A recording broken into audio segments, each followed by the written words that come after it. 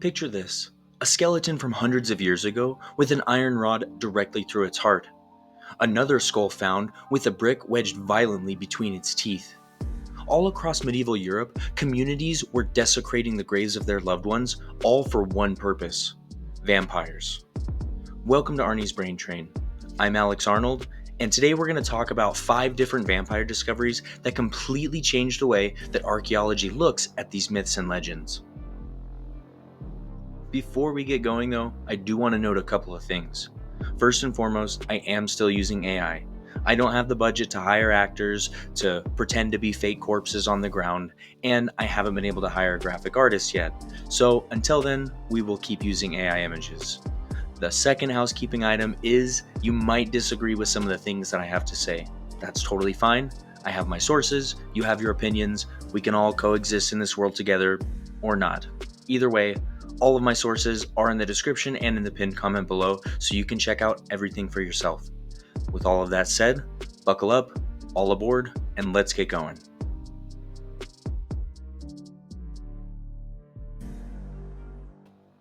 Our journey begins in Drawsko, Poland, in the rolling farmlands, where in 2008, a discovery was made of a mass grave. One of the graves in particular stood out. On this grave, they found a sickle lying across the throat of this individual. Not beside it, but actually across the throat.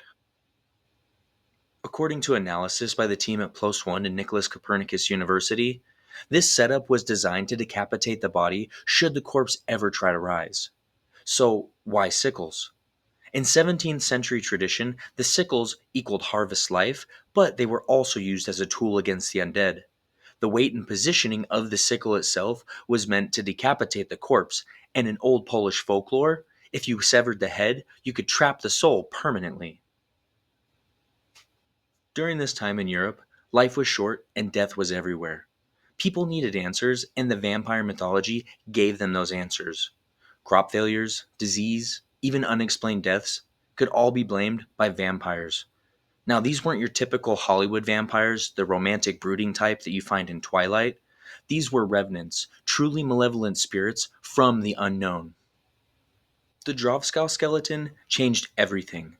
Before this discovery and others like it, historians tended to put vampire stories in the category of just that: stories, entertaining myths to be told around the campfire. But now here was real physical evidence. Entire communities had invested time and resources into these practices. They violated sacred burial customs because they genuinely believed that they were protecting the living. This was not superstition existing separately from real life. This was superstition shaping real life. And that realization transformed how we understand the relationship between folklore and the actual medieval practices.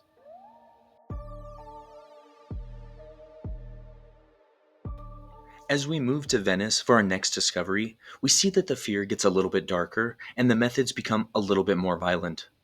A 16th century plague cemetery discovered by Matteo Barini found a skull with a brick violently wedged between its teeth. Now, let me explain. During the plague, there were so many casualties that they created mass graves. However, people continued to die and they actually had to reopen these graves. What they saw when they reopened these graves were things that they hadn't experienced before. The gravediggers saw things like bloated bodies, fluids leaking from the different orifices, including the mouth, and shrouds deteriorated into what they believed were the signs of feeding from the bodies themselves. Now, we now know that these are normal decompositions, but they thought that they were vampires or that they were somehow feeding in death. Now, these beliefs were so prevalent throughout Europe that the Germans even had a term for the shroud eaters, the Nachzorrer. They believed that the corpses eating these shrouds equaled them eating and feeding off the life force of their living relatives. So, they were spreading the plague from beyond the grave, and in order to stop that, they decided a brick in the mouth would be the best solution. The method was simple.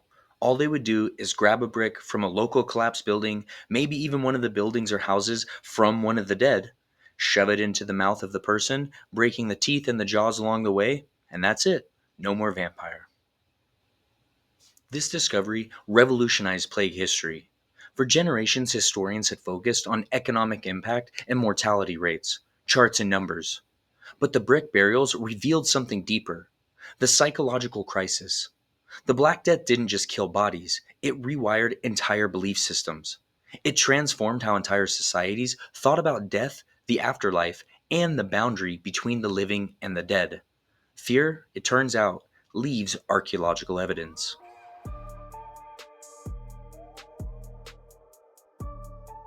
Our next site takes us from the plague pits of Venice to the Black Sea coast of Bulgaria, where we find 100 corpses with iron stakes driven through the heart. Not the stomach, but the heart, crushing bones and organs all along the way. This discovery is a 13th century discovery discovered in 2012 and again in 2014. According to Professor Nikolai Ovcharov from the Bulgarian National History Museum, the iron itself was significant. Iron was not just a metal, it had a spiritual relationship. They believed that iron could conduct supernatural powers. It repelled demons and it trapped souls. So, by putting this iron through the heart, they were trapping the seed of the soul. They were pinning the spirit to the grave. Interestingly, many of these bodies were buried in positions of respect, with their arms crossed. So, why the violent mutilation? Why both? Well, the answer is that these people weren't necessarily evil in life, but they could have been vulnerable to possession after death. The arms crossed position shows that they were honoring who these people were in life, but the iron rod was simply protecting against what they might become. Here's where we see an example of love and violence in the same ritual as we see all throughout history. This burial challenged academic assumptions about medieval belief systems. Historians once thought that folklore and actual religious practices were separate spheres. The Bulgarian discoveries proved otherwise. Vampire prevention wasn't fringe behavior. With over 100 burials found, this was mainstream culture. This was how entire communities managed their relationship with death for centuries.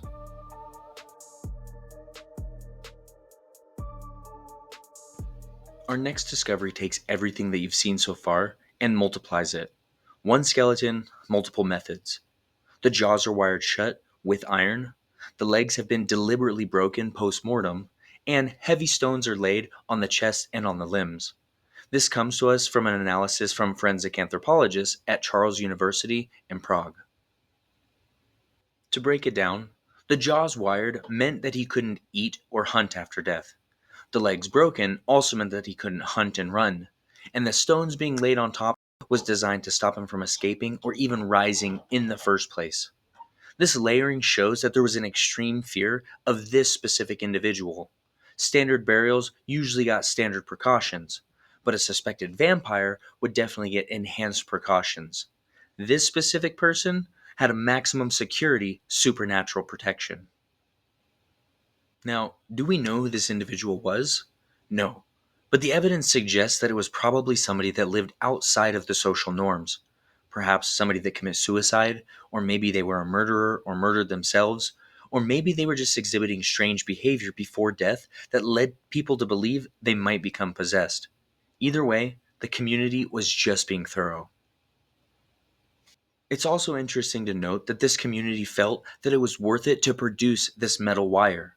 In medieval Europe, it was extremely expensive and difficult to produce. It was a big resource investment. It cost time and money, but like I said, they thought it was worth it. This discovery transformed archaeological methodology itself. Researchers realized that they couldn't just catalog single anti vampire practices.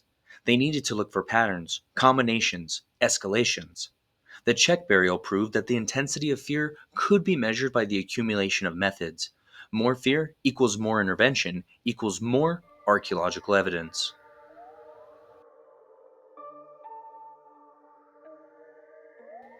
Our fifth discovery takes us to Ireland, where everything we understood gets more complicated.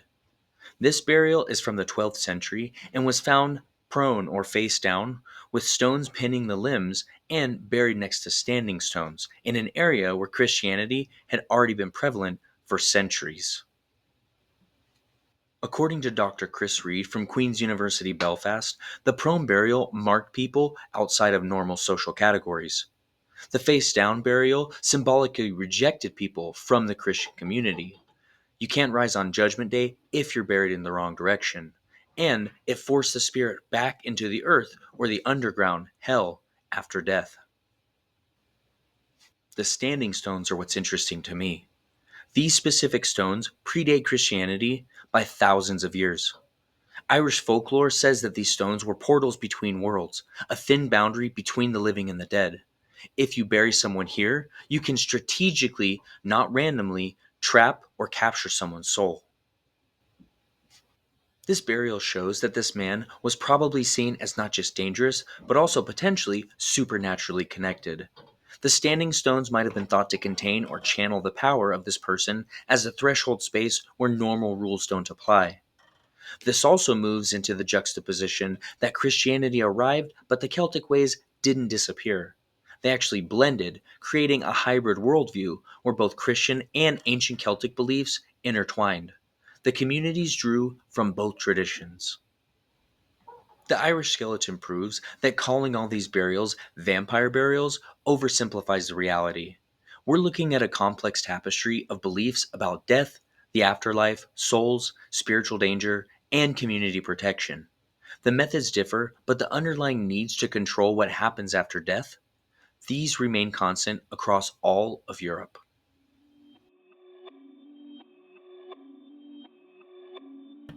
So, what did we actually learn? What changed? Well, before historians used to consider these stories as myths and fairy tales, legends.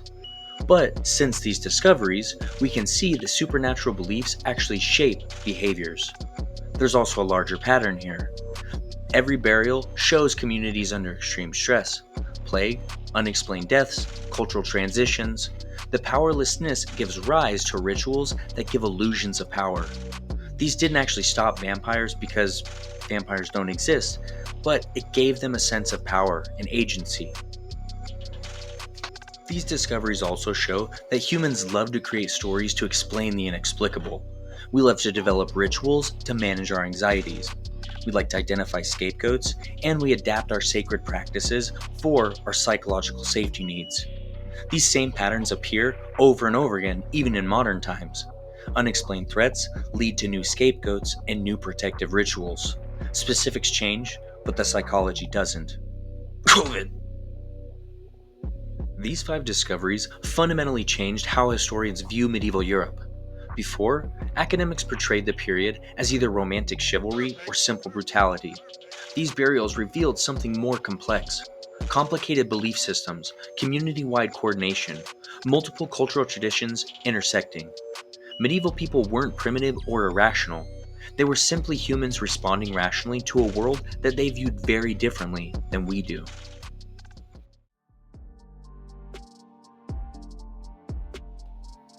Well, everybody, that's it. Thanks for joining me on this journey from sickle-wielding Poland to tradition-blending Ireland. 5 discoveries that changed history forever.